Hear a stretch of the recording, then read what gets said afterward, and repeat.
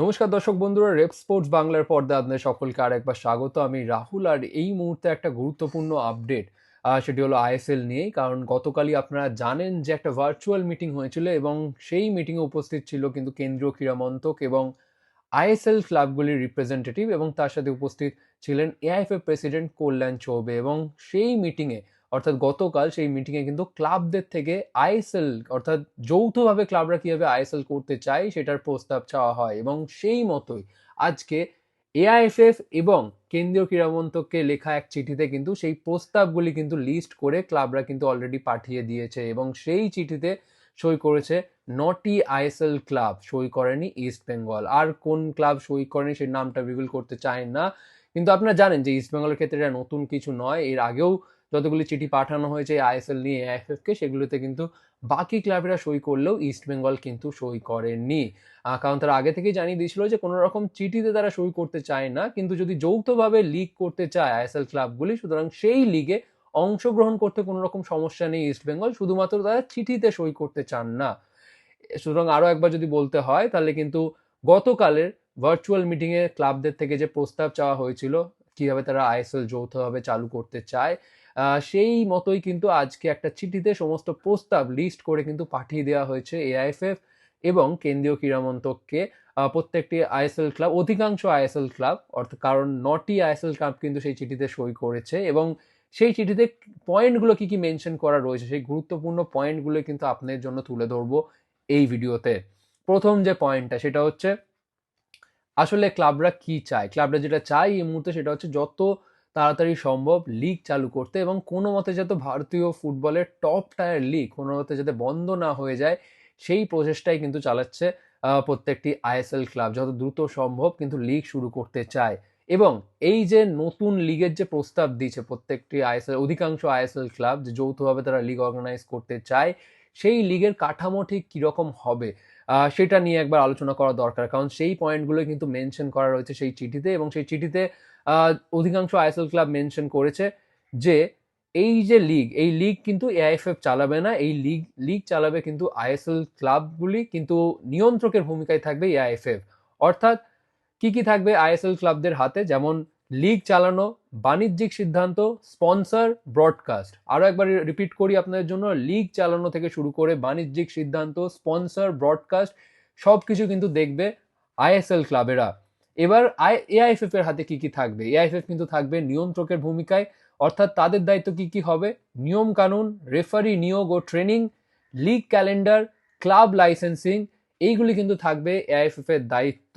অর্থাৎ নিয়ন্ত্রকের ভূমিকায় কিন্তু থাকবে এআইএফএফ, কিন্তু লিগ চালাবে আইএসএল ক্লাবগুলি। যৌথভাবে তারা লিগ চালাবে, কিন্তু এআইএফএফ থাকবে নিয়ন্ত্রকের ভূমিকায়।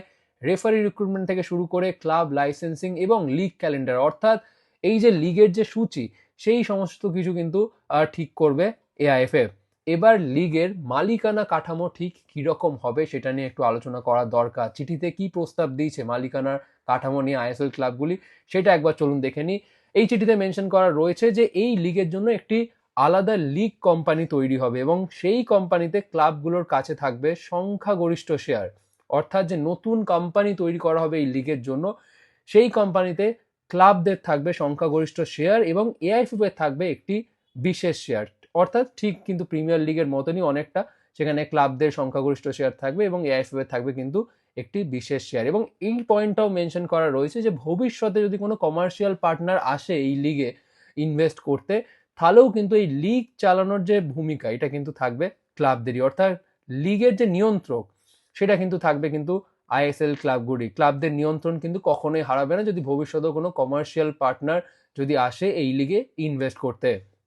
এবার নেক্সট যে পয়েন্টটা সেটা কিন্তু খুবই গুরুত্বপূর্ণ পয়েন্ট। বলা যেতে পারে যে এই চিঠিতে যে প্রস্তাবগুলি দেওয়া হয়েছে এটার মধ্যে সব থেকে গুরুত্বপূর্ণ পয়েন্ট হচ্ছে এইটাই, কারণ এটাতে কিন্তু টাকা নিয়ে প্রস্তাবটার কথা মেনশন করা রয়েছে। ক্লাবেরা মেনশন করেছে যে 2025-26 মরশুম, অর্থাৎ এই যে এই মরশুমে এখনো তো লিগ শুরু হয়নি, কিন্তু অলরেডি কিন্তু বেশিরভাগ ক্লাবেরা কিন্তু ওদের ফুটবলারদের মাইনে কিন্তু চালু রেখেছে, স্যালারি চালু রেখেছে, এবং বাকি যা যা খরচ সবকিছু কিন্তু বহন করে চলেছে তারা। অলরেডি লিগ না শুরু হলো কিন্তু প্রচুর লসের সম্মুখীন হতে হয়েছে বেশিরভাগ আইএসএল ক্লাবদেরকে। সুতরাং যেহেতু তারা অলরেডি অনেক ক্ষতি করে ফেলেছে, সেই কারণে তারা এই মৌসুমের জন্য লিগ শুরু করলেও তারা এআইএফএফ কে কোনো রকম লিগ ফি দেবে না।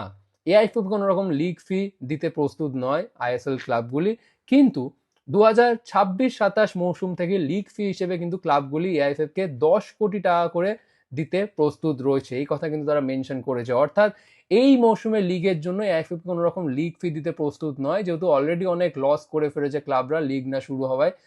কিন্তু নেক্সট সিজন থেকে অর্থাৎ 2026-27 মৌসুম থেকে ক্লাবগুলি মিলিয়ে প্রতি বছর এআইএফএফকে 10 কোটি টাকা দিতে কিন্তু প্রস্তুত রয়েছে।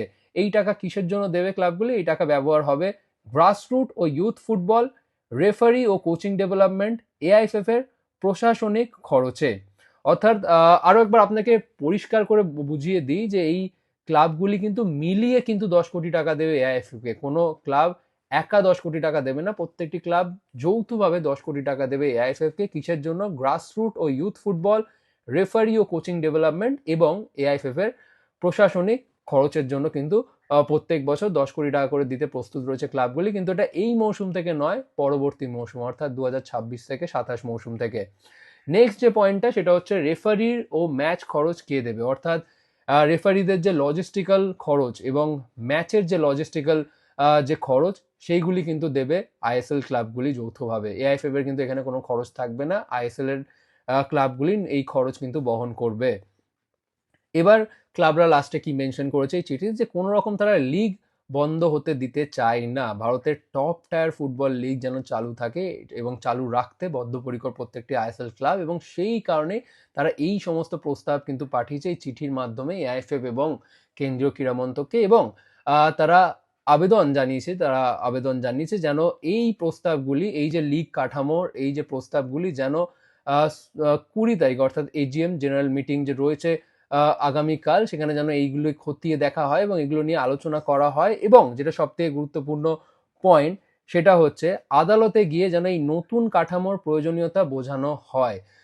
ক্লাবরা এটাও আবেদন জানিয়েছে যেন এআইএফএফ এবং কেন্দ্রীয় ক্রীড়া মন্ত্রক যাতে একসাথে কাজ করে এবং একসাথে কাজ করে এই যে আইএসএল নিয়ে যেন একটা সলিউশন নিয়ে আসে। এবং আজকের চিঠিতে যে সমস্ত প্রস্তাব দিয়েছে ক্লাবগুলি, এই প্রস্তাবগুলি যেন সুপ্রিম কোর্টে এআইএফএফ এবং ক্রীড়া মন্ত্রক যেন এই যে লিগ কাঠামোর যে প্রয়োজনীয়তা, এগুলো যেন তারা বোঝায় সুপ্রিম কোর্টকে এবং যত দ্রুত সম্ভব আইএসএল যেন চালু করা হয়, এই আবেদন কিন্তু জানিয়েছে ক্লাবগুলি। অর্থাৎ আজকের এই চিঠিতে যেই ইম্পর্টেন্ট প্রপোজালসগুলো, যেগুলো যে ক্লজগুলো মেনশন করেছে ক্লাবগুলি, সেগুলি আপনাকে জানালাম।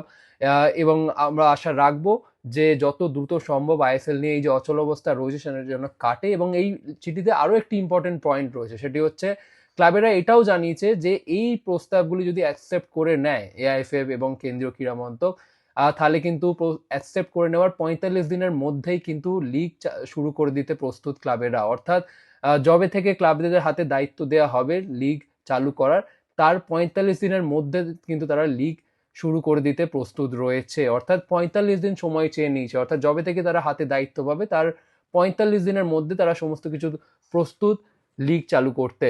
অর্থাৎ এইগুলোই গুরুত্বপূর্ণ আপডেট। আজকে যেই প্রস্তাবের চিঠি পাঠিয়েছে আইএসএল ক্লাবগুলি, 9টি আইএসএল ক্লাব সেই চিঠিতে সই করেছে, ইস্ট বেঙ্গল সই করেনি। সুতরাং এখন দেখার যে কেন্দ্রীয় ক্রীড়া মন্ত্রক এবং এআইএফএফ কি সিদ্ধান্ত নেয়। কালকের দিনটা খুবই গুরুত্বপূর্ণ, কারণ কালকে 20 ডিসেম্বর এজিএম মিটিং, এবং সেই মিটিংয়ে কিন্তু এই সমস্ত পয়েন্টগুলো, এই প্রস্তাবগুলি নিয়ে আলোচনা করা হবে এবং এটাই দেখার যে এআইএফএফ কি সিদ্ধান্ত নেয়। সুতরাং এরকম আরও অনেক আপডেটের জন্য অবশ্যই চোখ রাখবেন রেফ স্পোর্টসের পর্দায়, এবং আপনারা যারা নতুন রয়েছেন অবশ্যই লাইক, শেয়ার এবং সাবস্ক্রাইব করতে ভুলবেন না। আপাতত এই ভিডিওটা এখানেই শেষ করছি, আবার আপনাদের সকলের সাথে দেখা হচ্ছে পরবর্তী ভিডিওতে।